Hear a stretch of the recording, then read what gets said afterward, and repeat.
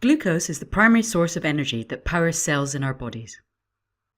It is a simple sugar, a monosaccharide, that is obtained from the food we eat, specifically carbohydrates. Once the carbohydrate is digested in the intestine, glucose is absorbed into our bloodstream. Blood glucose levels, or blood sugars, constantly fluctuate. High levels are found following a meal and low levels after strenuous exercise. These fluctuations of blood glucose levels are regulated by the hormone insulin. Beta cells in the pancreas are stimulated to produce and release insulin into the bloodstream by high blood glucose levels. Insulin is a key enabling blood glucose to move into cells and reduce the levels of glucose in the blood. Within the cell, glucose provides an essential energy resource for its functioning. Excess blood glucose is stored in the liver as glycogen, a reserve energy source. Glycogen can be released back into the blood by a hormone called glucagon. Optimum levels of blood glucose are maintained by insulin. In healthy people, fasting blood sugar levels are between 72 and 100 milligrams per deciliter. Diabetes mellitus is a chronic condition caused by changes in the body's ability to produce or respond to insulin. This results in either high blood glucose levels, hyperglycemia, or low blood glucose levels, hypoglycemia. Diabetes is due to either the pancreas not producing enough insulin or the cells of the body not responding properly to the insulin produced. This is known as insulin resistance or insensitivity. In both situations, the lack of insulin activity leads to increased blood glucose levels, hyperglycemia. Persistent hyperglycemia causes irreversible structural changes in our body's small blood vessels. This leads to decreased blood flow and even blockages, known as occlusions.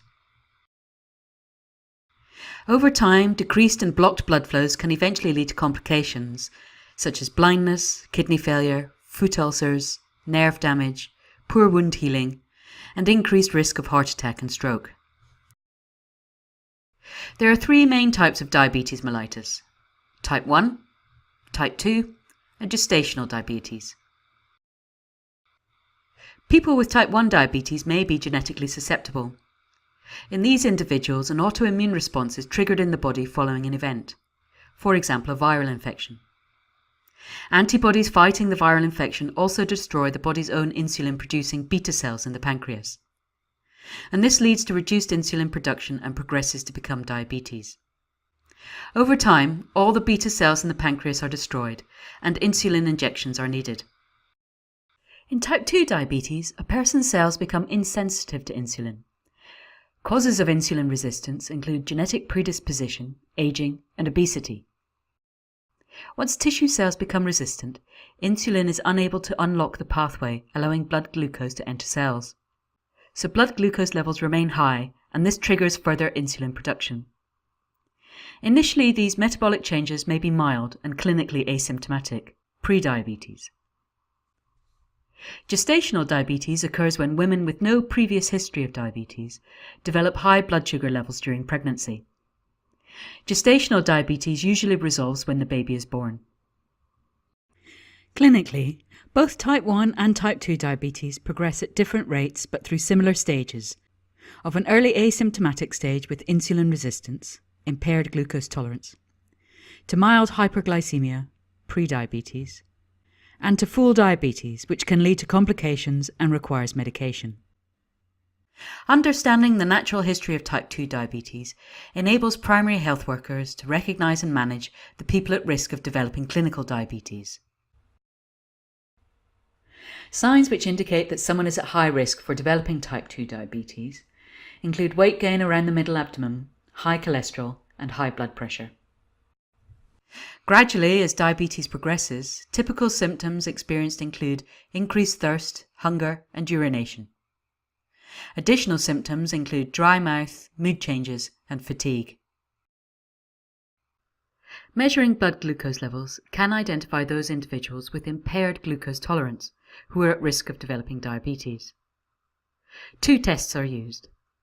A fasting blood glucose test is done after 8 to 10 hours of fasting and is typically done in the morning before breakfast. The 2-hour blood glucose test is measured 2 hours after ingesting 75 grams of oral glucose. To confirm a diagnosis of diabetes, the fasting blood glucose levels need to be greater than 126 milligrams per deciliter. In the absence of symptoms, this should be confirmed using the 2-hour blood glucose level test. Glycated hemoglobin, HbA1c, reflects the blood glucose level fluctuations over the previous 8 to 12 weeks. This is a standardized laboratory test which can be done at any time of day. An HbA1c level over 6.5% is part of the diagnostic criteria for diabetes. The criteria for diagnosing gestational diabetes is different. Gestational diabetes should be diagnosed if the woman has either a fasting plasma glucose level of 95 milligrams per deciliter or above, or a 2-hour plasma glucose level of 120 milligrams per deciliter or above. In conclusion, blood glucose levels in our bodies are kept in balance by insulin. Changes in the production of insulin or increasing insulin resistance leads to increased blood glucose levels, hyperglycemia. In all people with diabetes, persistent hyperglycemia leads to microvascular changes and irreversible organ damage. People with diabetes must manage their blood glucose levels to prevent or limit progression of diabetic complications.